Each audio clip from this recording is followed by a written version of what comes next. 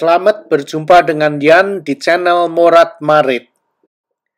Kali ini aku akan berbagi tentang perjalanan aku cross Atlantik,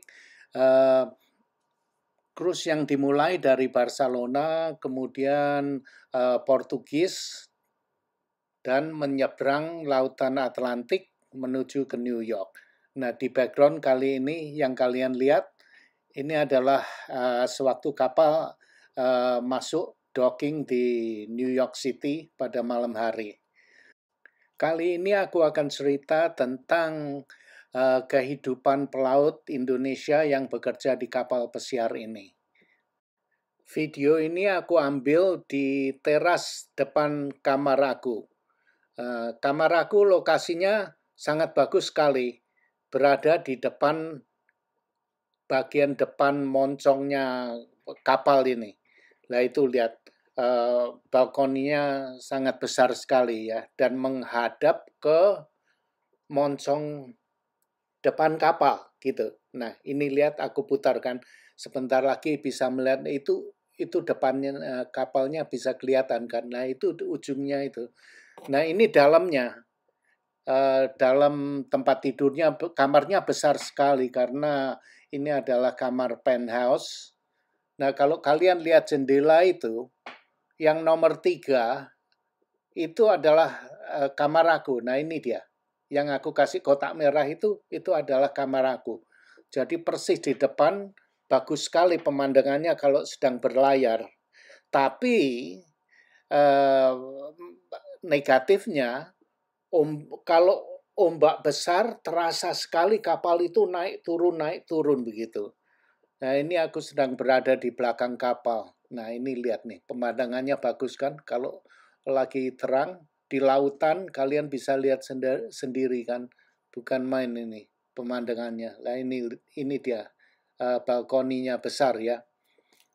Kalau cuaca bagus bisa duduk-duduk di depan sini melihat pemandangan, melihat matahari terbenam atau matahari terbit. Nah ini aku sedang jalan mau masuk ke kamar aku. Ini kamar aku. Nomor 9500. Nah, begini dalamnya. Begitu masuk pintu, itu ada meja makan, ada TV-nya. Kamarnya besar kan. Di depan itu adalah balkoninya, berada di depan. Nah, ini ada sofa, terus tempat tidurnya besar sekali. Nah, terus kemudian itu yang ke sebelah kiri itu masuk ke kamar mandi. Nah, ini yang sebelah kanan, ini pintu keluar. Kamarnya cukup besar dan cukup nyaman, tapi nggak enaknya kalau ombak besar begitu, kita bisa terasa terombang-ambing. Kalau nggak tahan bisa mabuk. Apalagi kalau ombak dari samping, kita bisa dengar suara seperti dilempar batu, bang, bang, gitu. Nah, itu ombaknya menghantam samping kapal. Tapi ya nggak apa-apa, diombang-ambing. Kalau aku senang, malah seperti baby digendong begitu, malah aku tidur. Tapi yang nggak betah bisa mabuk. Nah, ini lihat, itu kursinya diikat di samping situ karena kemarin ombaknya besar. Jadi diikat di samping agar kursinya nggak berantakan kemana-mana, nabrak sana nabrak sini. Nah ini sampingnya, aku berada di kamar nomor 3. Nah di sebelah aku itu, di depan itu ada dua penthouse lagi. Nah, pemandangannya sangat indah kalau berlayar ya. Kalau matahari terbit atau terbenam, dilihat dari sini bukan main. Atau kalau misalkan kapal sedang masuk di satu pelabuhan, itu asyik sekali melihat kapal masuk pelan-pelan sandar. Oke, aku mau cerita tentang pelaut Indonesia. bukan main. Mereka itu kerja berat sekali, nggak ada berhentinya. Padahal dulu ya, sewaktu aku masih muda, aku ingin sekali jadi seorang pelaut bekerja di kapal pesiar. Tapi waktu itu, waduh, sulit sekali untuk mencari pekerjaan di kapal pesiar. Waktu itu kira-kira tahun 1970. Kapal pesiar tidak sebanyak sekarang ini. Dulu yang beken hanya ada beberapa aja seperti Hull. Itu Holland American Line. Itu yang paling terkenal. Tapi mau masuk kerja di kapal pesiar sangat sulit waktu itu. Harus ada koneksi atau kenalan. Walaupun bayar pun juga sulit lah kalau nggak ada kenalan. Nah, kelihatannya kehidupan seorang pelaut yang kerja di kapal pesiar itu keren sekali ya. Bisa bekerja berpesiar, singgah-singgah di negara-negara, di banyak negara. Apalagi kalau aku dulu punya teman yang kerja di kapal, kalau cuti, aku senang sekali mendengarkan cerita mereka itu. Bukan main, aku pikir bekerja sekalian bisa melancong pesiar ke sana sini, melewati banyak negara, apalagi mendengar cerita mereka. Oh iya, ke Jerman aku sudah pernah ke sana, pernah ke Frankfurt, pernah ke Berlin, sudah ke Belanda, ke Prancis, Belgium, Switzerland. Oh, bukan mana, ceritanya sangat membuat aku punya pikiran menjadi liar membayangkan. Sudah ke Amerika Selatan, Kanada, oh bla bla bla bla bla, bikin aku tergila-gila. Tapi sekarang ini setelah melihat kenyataan, sewaktu cruise aku melihat banyak orang Indonesia atau banyak pelaut dari negeri lain yang bekerja. Aku lihat walah ya begitu aja kok. Malahan melihat mereka kasihan karena kerjanya seperti kerbau, kerjanya seperti kuda gitu. Kerja nggak ada berhenti. Ini dia. Ini orang Filipina, mereka yang membersihkan kamar. Kerjanya dari jam 9 pagi sampai jam 9 malam gitu. Jadi nggak ada berhentinya, nggak ada day off gitu. Terus dulu aku pikir pekerja kapal pesiar itu glamor sekali ya, bisa melancong ke sana sini. Tapi kenyataannya, walau kapal sandar di satu tempat, kebanyakan dari mereka itu tidak bisa keluar. Mereka hanya harus bekerja, mengerjakan pekerjaan mereka. Paling kalau mujur, lagi day off atau lagi mereka bisa ambil libur, mereka harus minta izin dulu untuk turun kapal. Itu pun paling hanya 4 jam top. Mereka harus lari-lari ke kota, mau beli keperluan ini atau mau jalan-jalan ke sana sini, terus harus balik ke kapalnya, harus balik kerja gitu. Jadi nggak ada waktu untuk pesiar ikut melancong, berpesiar seperti penumpangnya, nggak bisa mereka karena mereka harus bekerja gitu. Tapi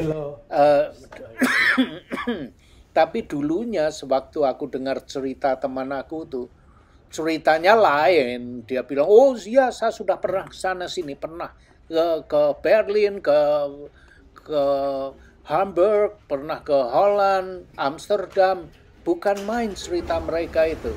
Tapi dalam kenyataannya ya memang kapal mereka pernah ke sana, tapi apakah mereka sudah pernah turun jalan-jalan pesiar ke sana, itu lain cerita yang nggak pernah kita dengar gitu, yang nggak pernah diceritakan ke kita, padahal waktu mereka kalau mau turun kapal itu hanya berapa jam aja. Bagaimana dalam waktu, taruhlah dalam waktu 3-4 jam mereka mau melancong seperti penumpangnya yang bisa keliaran ke sana sini. Nggak bisa, mereka walaupun bisa turun tapi hanya beberapa jam aja, itu pun mereka harus lari-lari, harus balik, harus kerja gitu. Nah, tapi ceritanya yang menarik sekali gitu. Kebanyakan dari mereka walaupun kapalnya sandar, pelaut yang bekerja di kapal pesiar, mereka harus tetap kerja, kecuali departemen yang tertentu, misalkan anak-anak yang bekerja di kasino. Kalau kapal sandar, kasino itu tutup, jadi mereka kalau tidak ditugaskan bekerja di tempat lain, mereka bisa turun, tapi mereka tidak bisa turun seenaknya karena mereka itu masih dalam jam kerja gitu. Juga orang-orang yang bekerja di toko, yang di kapal kan ada tokonya. Nah, itu pun biasanya kalau kapal bersandar, tokonya ditutup. Nah, kemana mereka perginya aku nggak tahu. Biasanya mereka itu walaupun tokonya tutup, bukan berarti mereka bisa pray melancong ke sana sini loh, tidak tentu, karena mereka diberi tugas lain lagi. Kalau kapalnya lagi berjalan, tokonya buka, pekerjaan mereka itu jaga di toko itu. Tapi kalau kapal sandar, tokonya tutup, ya mereka dikasih pekerjaan lain, harus mungkin kerja di gudangnya, inventory, atau membersihkan ini dan itu. Jadi bukan bisa pesiar dengan seenak perutnya sendiri, bukan begitu. Nah, tapi sangat menarik kehidupan mereka ini. Banyak gimana ya, aku salut dengan mereka karena mereka untuk bisa hidup yang layak harus meninggalkan kampung halaman dan meninggalkan anak istri. Bayangkan, bisa nggak bayangkan? Mereka itu kontraknya 8 bulan sekali. Setiap 8 bulan mereka dapat cuti 2 bulan terus kembali lagi. Nah, hidupnya ya begitu aja, tapi drama kehidupan mereka itu sangat menarik, juga menyedihkan kadang-kadang ya, untuk mencari kehidupan yang layak sebagaimana manusia harus hidup ya. Itu pun mereka harus meninggalkan kampung halaman, meninggalkan anak istri ya, mereka, atau yang baru kawin 2 bulan harus balik ke kapal, meninggalkan istri barunya itu bukan main. Cobaan itu mereka sangat berat sekali, dan apalagi para ibu-ibu istrinya yang ditinggalkan itu kadang-kadang cemburu yang berkelebihan karena mendengar cerita pelaut yang lain. Oh iya, enak kerja di kapal, bisa pesiar, melancong ke sana sini, oh pacarnya banyak gini, padahal yang nggak ada waktu untuk pesiar atau mau pacaran di mana ya. Tapi menurut pandangan persepsi, seperti persepsi aku yang dulu ya, waktu masih muda melihat pelaut-pelaut Indonesia yang bekerja di kapal pesiar, waduh, menurut persepsi aku tuh pacarnya pasti banyak, di mana-mana punya pacar, sehingga bisa main cewek atau gimana ya, pokoknya ceritanya itu, persepsi aku itu berdasarkan cerita dari pelaut-pelaut yang yang memberi cerita ya, mengarang cerita, atau mungkin itu juga cerita sebenarnya, aku nggak tahu ya. Tapi bagi ibu-ibu atau para istri pelaut ini jangan terlalu cemburu lah. Mereka benar-benar bekerja di kapal ini. Malahan kerja mereka itu sangat berat sekali. Kadang-kadang banyak di antara pelaut pekerja yang di kapal, anak-anak yang baru itu banyak sekali yang nggak betah, minta pulang. Dalam berapa bulan itu mereka sudah minta pulang. Ada yang nangis-nangis, minta dipulangkan. Berapa bulan mereka terus pulang. Kasihan juga kalau mau dipikir ya.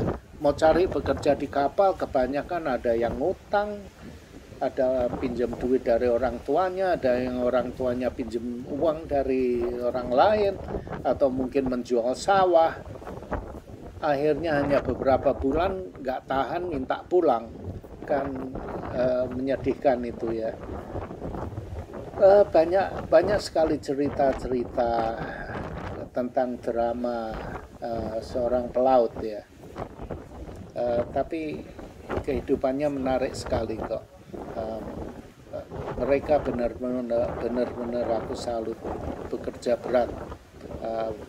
Bukan main-main di kapal ya, seperti cerita-cerita mereka itu. Padahal ya memang enak kalau bagi yang tahan ya, daripada mungkin kerja di Indonesia, kerja di kapal lebih kerjanya rutin dan gajinya juga boleh dikatakan cukup. Kalau mau dibandingkan dengan gaji di Indonesia, mungkin mereka dapat gaji 3 atau 4 kali daripada gaji yang ada di Indonesia gitu. Jadi tapi celakanya mereka harus meninggalkan kampung halaman dengan keluarga. Tapi gajinya ya mendapat imbalan gaji yang 3-4 kali dari gaji yang ada di Indonesia. Jadi bila mereka bekerja di kapal bisa hidup layak sebagaimana manusia harus hidup, sebagaimana manusia harus hidup. Jadi bukan hanya asal-asal hidup aja gitu. Bekerja di kapal ini bukan untuk semua orang.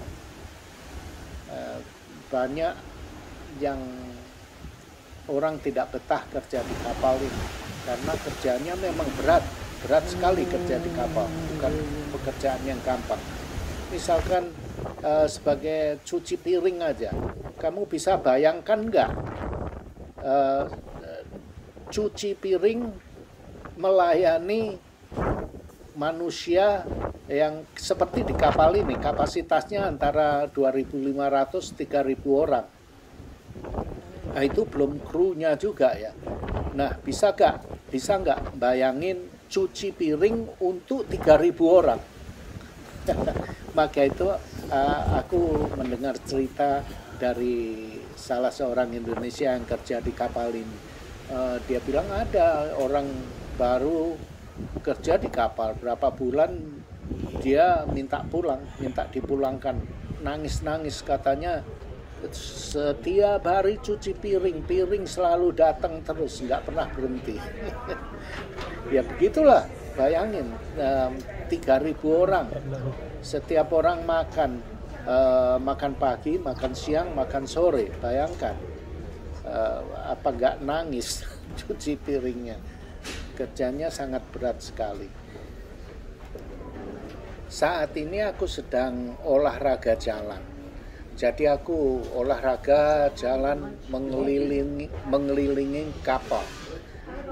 Karena di depan tadi aku jalan, itu ada orang yang kerja sementara diblokir. Jadi aku masuk ke dalam, aku jalan di dalam kapalnya. Nah itu tempat istirahat, dengar musik, itu restorannya, ini ada barnya. Nah terus yang di depan ini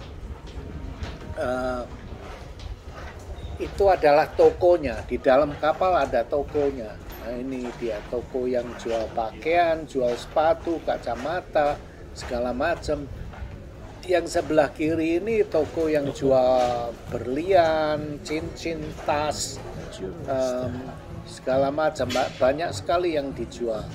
Nah kalau kita beli berlian atau beli apa ya, yang di sini kita tidak harus bayar pajak. Ini duty free. Jadi ada orang juga yang belanja di kapal ini. Nah ini dia. Aku lihat-lihat mau beli apa ini earring untuk oleh-oleh.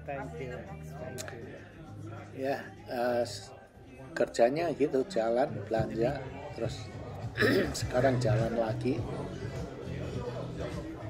Jadi setelah ini nanti aku akan keluar mau jalan. Kalau jalan di dalam begini terlalu banyak orang yang seliweran, nggak enak lah. Kalau di luaran bisa kita bisa menghirup udara segar. Nah ini aku mau keluar, jalan keluar. Di sebelah kanan ini, belok kanan ini itu tempat show untuk malam hari, ada pertunjukan di situ. Nah itu dia, orang mengerjakan di blok. Aku tadi berada di sebelah sana. Jadi karena di blok aku muter, sekarang keluar yang ke sebelah sini, aku mulai jalan lagi. Nah beginilah situasinya kalau mau olahraga jalan di kapal. Karena ya kadang-kadang kalau siang hari ini nggak ada show, kalau malam ada show, ada penyanyi, ada pertunjukan, pelawak segala macam. Kalau pada siang hari seperti ini, habis makan biasanya aku jalan, olahraga jalan. Nah ini di depan kapal, di moncong kapalnya, di depannya. Karena tertutup, biasanya tertutup begini karena kadang airnya masuk air gitu, jadi tertutup. Nah sekarang ini aku mengitari putar ke sebelahnya lagi. Nah ini ada orang yang jalan juga, olahraga jalan. Nah ini di samping sebelahnya.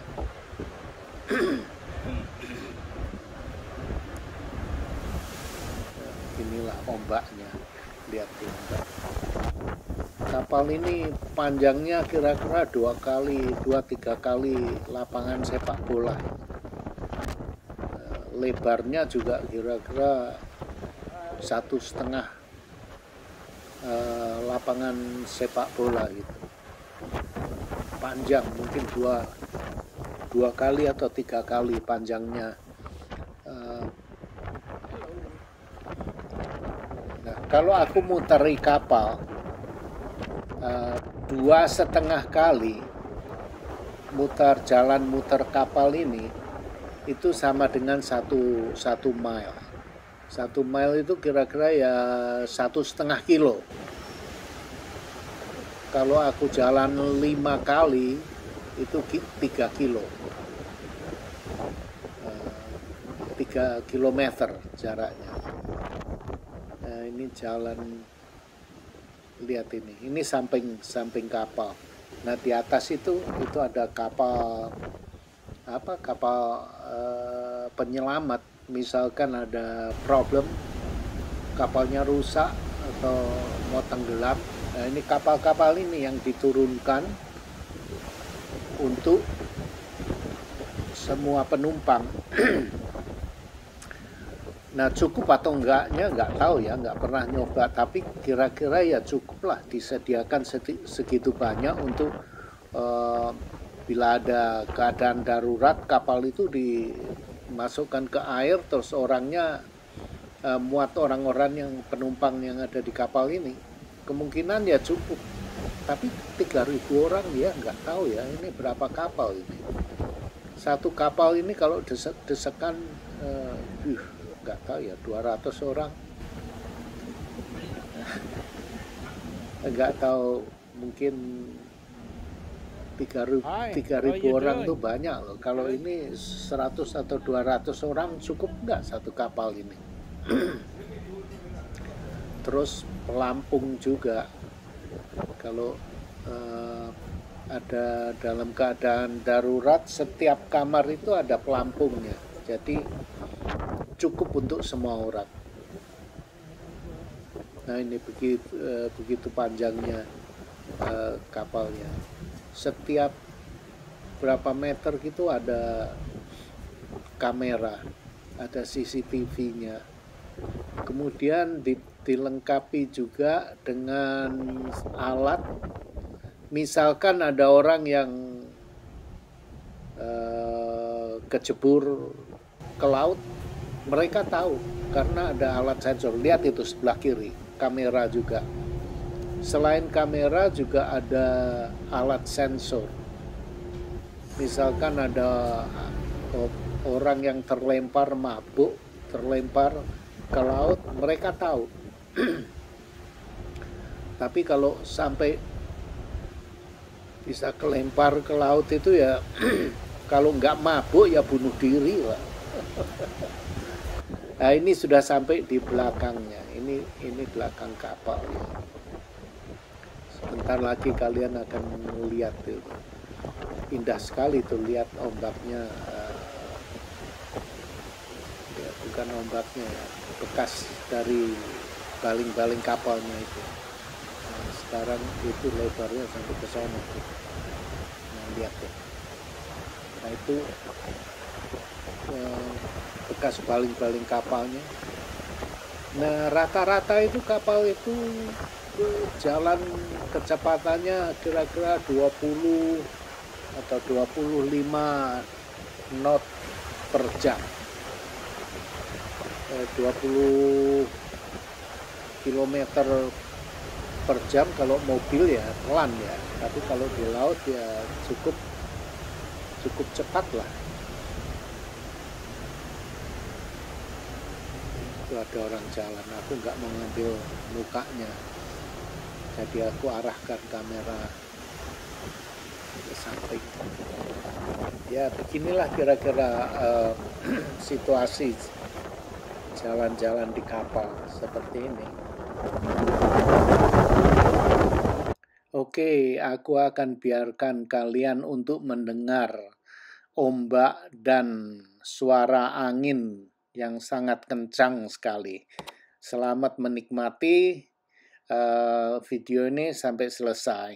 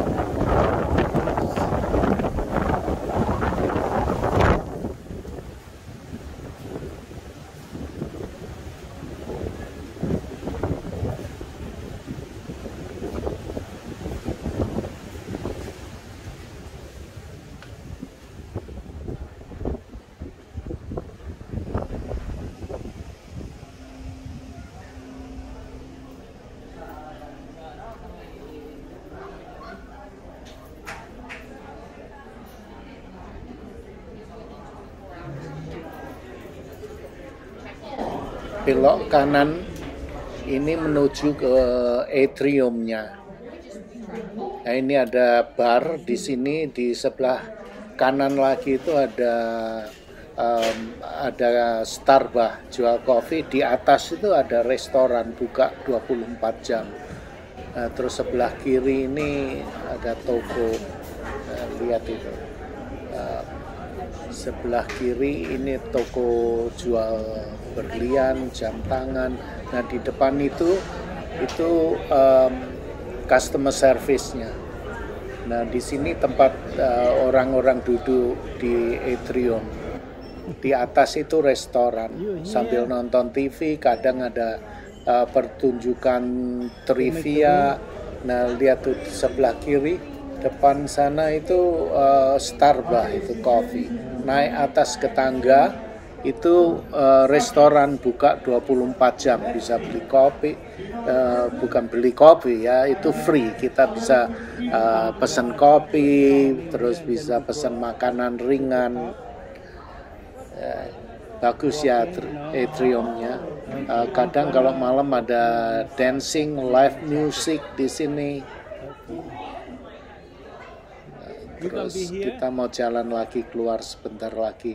Cuman ingin nunjukkan atriumnya ini. Sepertinya di sini itu pusatnya, pusat berkumpulnya. Misalkan ada pertanyaan apa-apa, bisa tanya di customer service. Ini toko berliannya.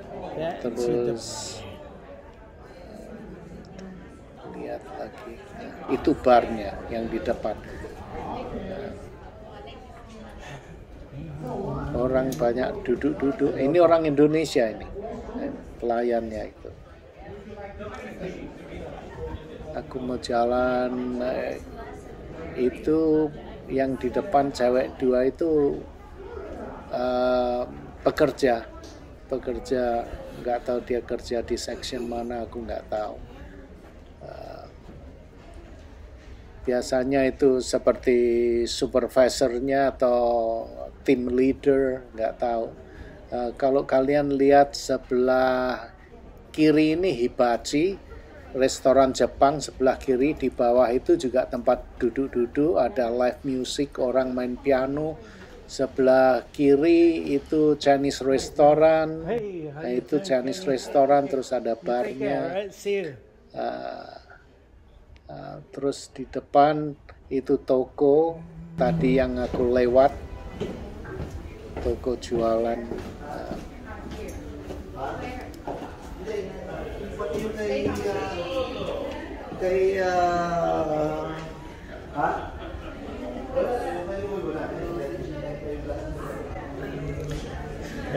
You forget your receipt. I give you your ticket, your receipt. Oh, you have it now? Yeah. Okay. Not the certification, the other one. Oh, okay. The one that you saw. Yeah. Nah, sekarang aku berada di deck 13. Ini ada tempat untuk olahraga jalan. Nah, itu ada barnya di situ, di bawah itu kolam renang, tapi sekarang lagi sepi karena udara di sini dingin sekali, jadi nggak ada yang berenang. Sekarang aku mau cerita apa lagi ya.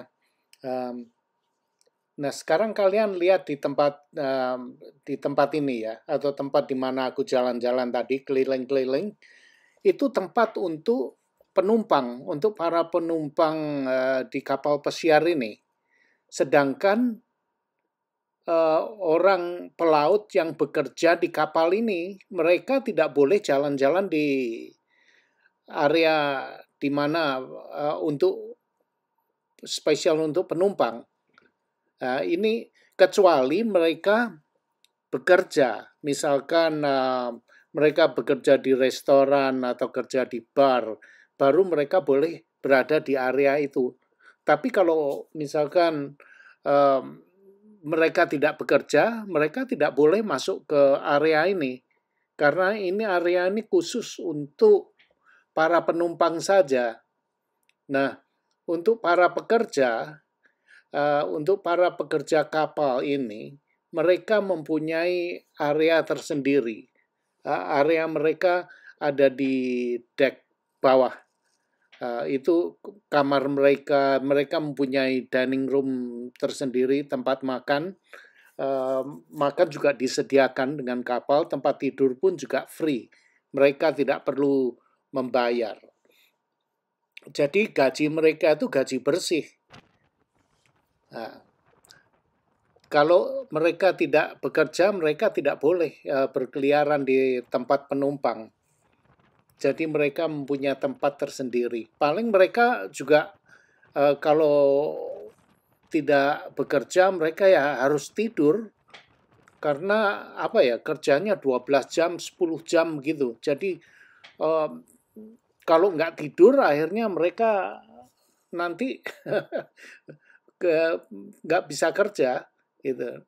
Ini aku turun ke di bagian belakang kapal ada semacam kafe, tempat duduk-duduk untuk minum kopi atau nyamil, banyak kue-kue di sini, makan juga bisa.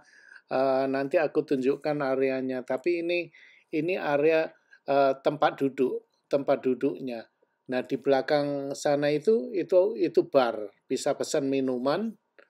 Kemudian di belakangnya nanti aku tunjukkan itu. Nah, sebelah kanan itu ada restoran itu atau kafeteria. Jadi kita bisa ambil kue, makan apa saja yang ada di situ. Nah, sekarang setelah ini, nah ini kita lihat dari atas ya.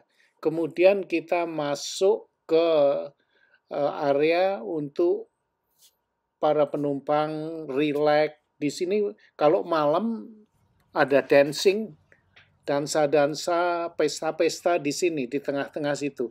Tapi kalau pagi hanya untuk duduk-duduk, tapi kadang-kadang ada acara bingo, acara main kartu, atau ada macam-macam acara lah.